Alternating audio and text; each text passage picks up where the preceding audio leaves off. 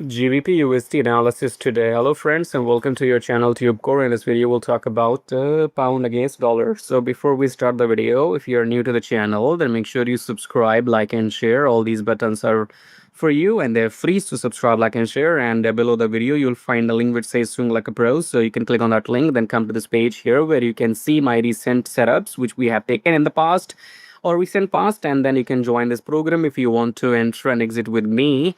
And then we have a link which says book consultation. So if you want to speak to me one-to-one, you can book consultation right here and always join my free Telegram. So let's get back to the chart, starting the top-down approach with weekly time frame.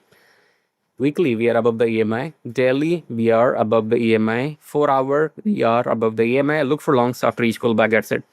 Price in all time frames, 4 hour, weekly, daily is in uptrend. So only look for longs. That's GBPUSD. If you want precise entry and exit, then join this program, subscribe, like and share. Till then, take care.